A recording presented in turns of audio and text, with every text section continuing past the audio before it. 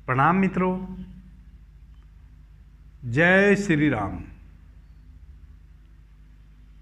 मित्रों, संकल्प की शक्ति को कैसे बढ़ाएं, कैसे हम उस विद्या से गुजरे, कहाँ से वह विद्या हमारे भीतर आए कि हमारा कोई भी संकल्प निरर्थक ना हो, हम अपने संकल्प को पूरा कर पाएं। आज हमारी चर्चा का विषय रहेगा कैसे संकल्प को हम बढ़ाएं, कैसे हमारे जो संकल्प हैं वह दृढ़ निश्चयी हों, कैसे हम जो एक बार निश्चय कर ले, एक बार संकल्प कर ले, वह पूरा हो, और उस संकल्प की शक्ति को हम कैसे प्रगाढ़ करें। और संकल्प अगर टूट जाता है तो उसके क्या नुकसान होते हैं। प्यारे मित्रों, जैसे कि कल हमने थोड़ी सी चर्चा की थी कि हम अपने आज्ञा चक्र पे स्थित हो जाए। यह जो हमारा आज्ञा चक्र है, आज्ञा चक्र का मतलब है आज्ञा देना या आज्ञा लेना। हम इस चक्र पे स्थित होकर आज्ञा दे भी सकते हैं, आज्ञा ले भी सकते हैं। जब भी हम अपने संकल्प को प्रगाढ़ करते हैं, बिना आज्ञा चक्र पे स्थित हुए, बिना इस आज्ञा चक्र की शक्ति के हमारा संकल्प प्रगाढ़ नहीं हो सकता। प्यारे मित्रों, अपने संकल्प को प्रगाढ़ करने के लिए सबसे पहले तो हम आज्ञा चक्र पे स्थित हों। आज्ञा चक्र पे कैसे स्थित हों, कैसे हम अपने आज्ञा चक्र को सक्रिय करें, स्त्री नेत्र को, शिव नेत्र को, इस संबंध में मैंने बहुत सारी विधियां पीछे बताई हैं। मित्रों, आज्ञा चक्र पे स्थित होके छोटे छोटे संकल्प लें और उन संकल्पों को पूरा करें। कैसे लें? प्यारे मित्रों, आंख बंद करके आराम से सहज रूप से बैठ जाएं। कैसे आंख बंद करते हैं, कैसे आज्ञा चक्र पे अपनी आंखों को स्थित करते हैं, यह भी मैं पहले चर्चा कर चुका हूं। 1 मिनट के लिए नासाक दृष्टि लाएं, फिर धीरे से पूरी पलकें बंद हो जाने दें और अपने आज्ञा चक्र पे स्थित हो जाएं। अगर मित्रों ने पहले अभ्यास किया है तो जैसे ही 1 मिनट आप नासाक दृष्टि करेंगे, तैसे ही आपकी दोनों आंखें भीतर चिपक जाएंगी और आप आज्ञा चक्र पे स्थित हो जाएंगे। जब आप आज्ञा चक्र पे स्थित हो जाएं, आंखें आपकी चिपक जाएं भीतर, पहली विधियों का अगर अभ्यास आपने कर रखा है तो निश्चित रूप से चिपक जाएंगी। अगर किन्हीं मित्र की नहीं चिपकती है तो मेरी बताई हुई पिछली विधियों पे थोड़ा अभ्यास करें। आंखें जब चिपकने लगेंगी तब संकल्प की शक्ति को बढ़ाने वाले सूत्र से अभ्यास करें। तो अपने आज्ञा चक्र पे स्थित होके आराम से बैठ जाएं और जब भी हमें अपने संकल्प की शक्ति को बढ़ाना हो, कभी भी एकांत में घर में ना बैठें और किसी को बता के ना बैठे कि भाई मुझे डिस्टर्ब मत करना, मुझे पुकारना मत, मैं आधे घंटे के लिए, 1 घंटे के लिए, 10 मिनट के लिए साधना में जा रहा हूं। ऐसा बिल्कुल ना कहें किसी को। आप तो बस अपने आंगन में या ऐसी जगह बैठ जाए जहां आते जाते लोगों की आप पे निगाह पड़ रही हो और उनको ना पता हो आप क्या कर रहे हैं। ऐसे स्थान पे कहीं भी खुले में बैठ जाएं, अपने आंगन में बैठ जाएं, घर की छत पे बैठ जाएं, घर के दरवाजे के बाहर बैठ जाएं, जहां आप यानी कि संसार में बैठ जाएं।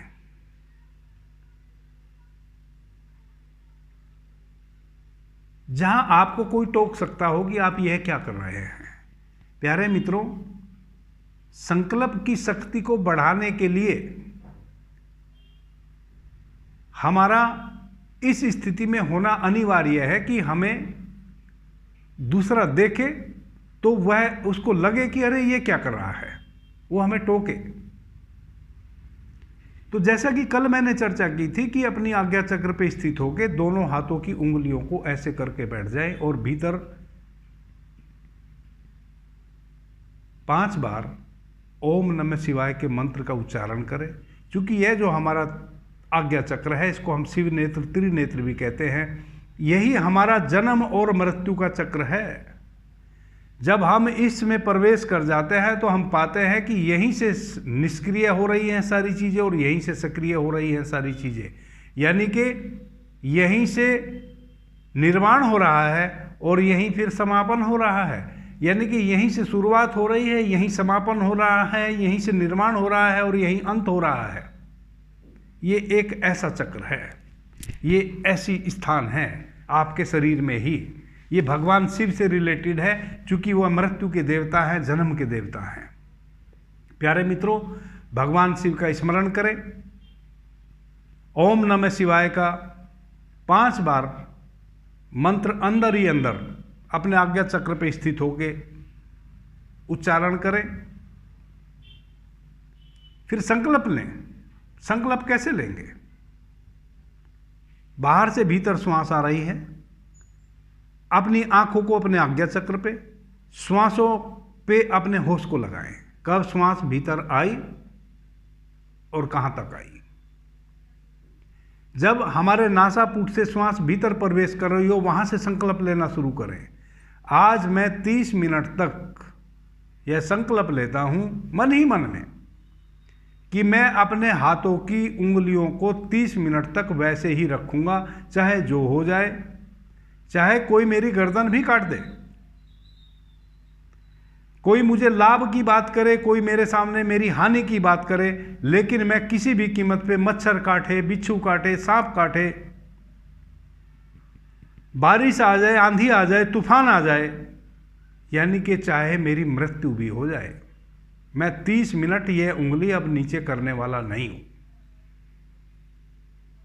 5 बार इस संकल्प को ले, 5 बाहर से भीतर आती हुई श्वास के साथ। मित्रों, जब हमारे भीतर श्वास आती है, प्राण तत्व लेके आती है। जब हम उस प्राण तत्व के साथ अपने संकल्प को जोड़ते हैं तो वो हमारे शरीर के एक एक अणु अणु में वह संकल्प के रूप में पेवस्त हो जाता है, प्रविष्ट हो जाता है। हमारा शरीर का रोमा रोमा उस संकल्प को ऑब्जर्व कर लेता है। जब हम भीतर आती हुई श्वास के साथ संकल्प ले रहे होते हैं, तो हमने एक संकल्प लिया, 5 श्वास ली हमने, 5 श्वासों के साथ हमने बाहर से जो श्वास आई, धीरे धीरे श्वास को लिया और यह संकल्प लिया कि आज मैं 30 मिनट अपने दोनों हाथों की उंगलियों को ऐसे ही रखूंगा, किसी भी कीमत पे ये उंगली आप नीचे नहीं होगी। बैठ गया तो बैठ गया। इस तरह छोटे छोटे संकल्प लें जिसमें आपको बहुत हानि भी ना हो। एकदम से ऐसा ना करें कि वैसा कठोर संकल्प ले लें जो आप पूरा ना कर पाए। इसको आप पूरा कर सकते हैं। शरीर पे थोड़ा कष्ट बढ़ेगा, कोई कहेगा देखने वाला, अरे ये क्या कर रहे हो, अरे तुम्हारा नाम लेके जो तुम्हें जानता होगा कहेगा, अरे ऐसे क्यों बैठे हो, क्या हुआ भाई, ये उंगली ऐसे क्यों उठाए हो, पागल हो गए क्या। ये टोका टाकी भी कोई करेगा, लेकिन इनसे आपका बहुत अहित नहीं होने वाला है। हाथ दर्द करेंगे, खुद का मन कहेगा, ये मन भी हमारा बड़ा चालाक है, खुद का मन कहेगा कि ये क्या बकवास में पड़ गया हूँ, ये क्या मैं कर रहा हूँ, इतना पढ़ा लिखा आदमी हूँ, इतना बड़ा अफसर हूँ, प्रोफेसर हूँ, टीचर हूँ, जो भी हूँ, और ये मैं क्या करने बैठ गया हूँ, और लोग मेरी हंसी उड़ा रहे हैं, देख रहे हैं, टोक रहे हैं। छोड़ो, हम नहीं करेंगे इसको। 1000 प्रकार की स्थिति बनेगी इस संकल्प को टूटने के पीछे, 1000। अगर एक बार आपका यह संकल्प टूट गया तो आप जीवन में कभी भी संकल्पवान नहीं बन सकते। प्यारे मित्रों, संकल्पवान बनने का एकमात्र रास्ता है कि छोटे छोटे संकल्प लें और उन संकल्पों को पूरा करें।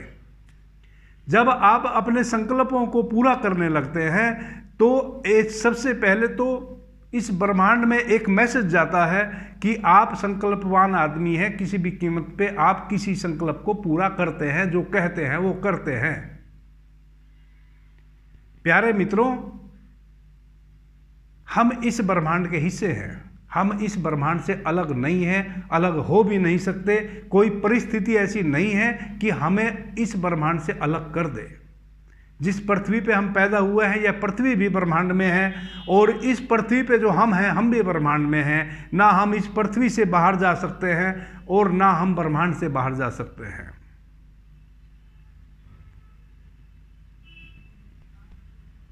ब्रह्मांड का चक्र कैसे चल रहा है? प्यारे मित्रों, जब आप कभी एग्जाम्पल के तौर पे आप करके देखना, जब आप किसी बड़े तालाब में छोटी सी कंकर मारते हैं तो उस कंकर के पड़ने से एक वर्तुल बनता है, और फिर वह वर्तुल ऐसे घूमता है, और वह वर्तुल जितना बड़ा पोखर है उतना ही बड़ा वह वर्तुल बनता चला जाता है और लास्ट में वह उसके किनारों पे वह वर्तुल सट जाता है और नष्ट हो जाता है। फिर एक नया वर्तुल बनता है। इसी तरह जीवन है,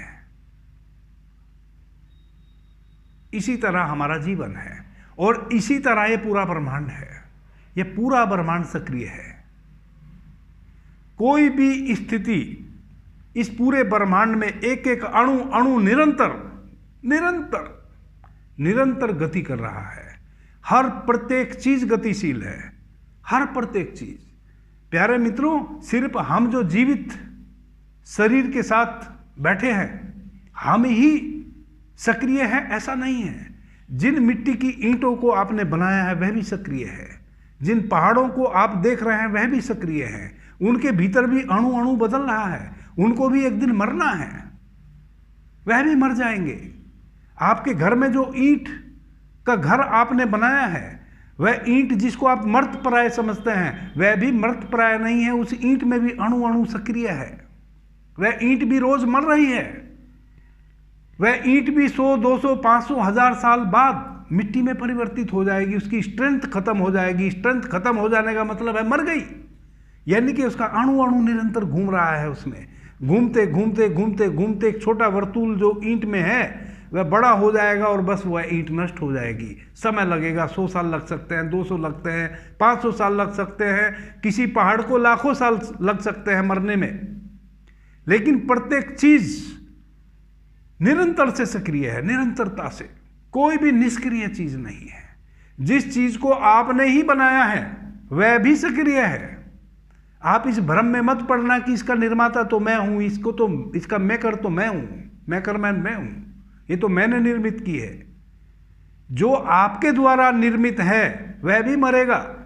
उसके भीतर भी अणु अणु घूम रहा है। आपने लोहे का कुछ बनाया तो लोहे का अपना वजूद है, उसमें भी अणु अणु घूम रहा है। वह लोहा भी जंग पकड़ लेगा, वह भी समाप्त हो जाएगा।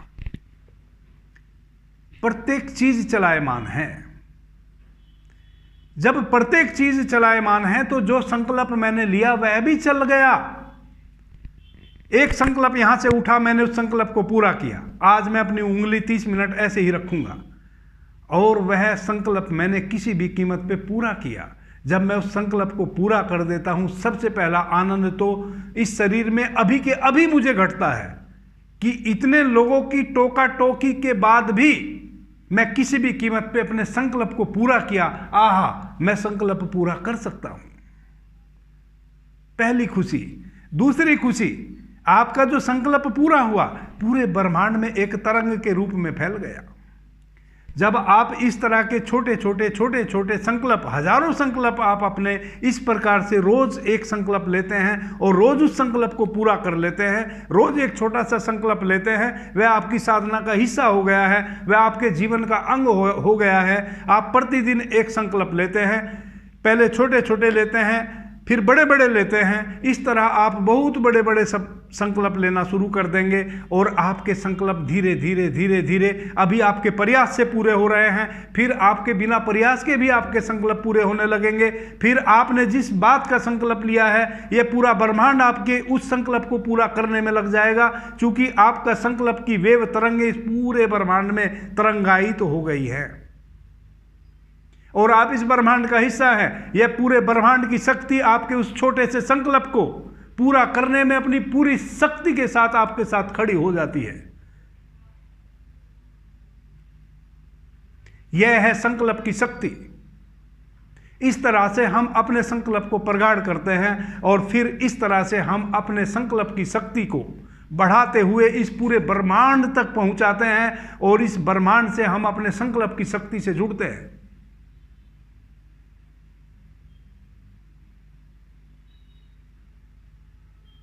प्रत्येक चीज गतिशील है।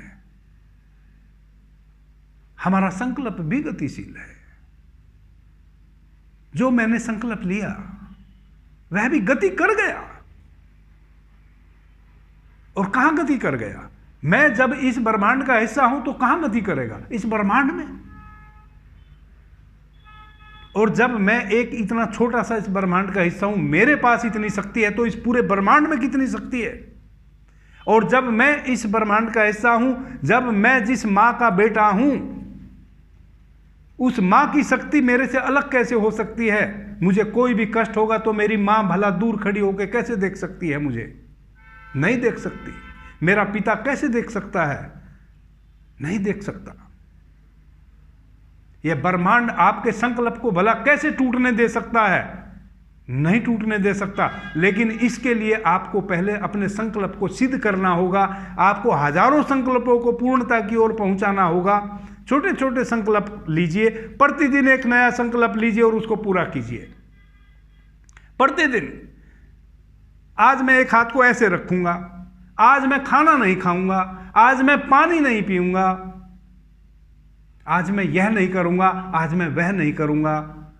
इस तरह के छोटे छोटे संकल्प लो और किसी भी कीमत पे कोई भी परिस्थिति फिर आ जाए, आप उस संकल्प को टूटने मत दो। यह तो हुआ संकल्प का बढ़ाना। अब जब संकल्प टूटते हैं तो नुकसान क्या होता है? जैसे जब हम अपने संकल्पों को पूर्णता की ओर पहुंचाते हैं और उसकी वेव तरंगे इस पूरे ब्रह्मांड में फैलती है और यह ब्रह्मांड फिर हमारे बड़े संकल्पों को, कैसे एक द्रौपदी संकल्प ले लेती है, क्योंकि वह जो लोग थे वे सात्विक लोग थे, वो जो बोलते थे वो होता था। और इतना बड़ा महाभारत हो गया और द्रौपदी का संकल्प पूरा हो गया। कैसे एक भीम संकल्प लेता है कि मैं दुर्योधन की जंघा तोड़ूंगा, और सारी परिस्थिति वैसी बनती चली गई। भगवान कृष्ण को भी खड़े होना पड़ा, बीच में आना पड़ा कि भाई इसकी जंघा तो टूटनी ही चाहिए, वरना तो उसकी जंघाओं को तो मजबूत करने के लिए माता गंधारी ने पूरी व्यवस्था कर ली थी। लेकिन भगवान कृष्ण कूद पड़े, भगवान कूद पड़े, ब्रह्मांड कूद पड़ा भीम के संकल्प को पूरा करने के लिए। तो जैसे जब हम छोटे छोटे संकल्प अपने पूरे करते हैं तो संकल्पवान बनते हैं, हमारे संकल्प की शक्ति बढ़ती है। वैसे ही जब हम अपने संकल्पों को लेते हैं और तोड़ते हैं तो फिर वो टूटने की नेगेटिव शक्ति इस ब्रह्मांड में विसर्जित हो जाती है और फिर हमारा छोटा सा भी संकल्प कभी पूरा नहीं होता। फिर अगर हम कहते भी हैं कि मैं यह करूंगा, मैं वचन देता हूं कि मैं यह करूंगा, कोई ना कोई ऐसी परिस्थिति हमारे सामने आ जाती है कि हम वह अपना वचन कभी भी पूरा नहीं कर पाते।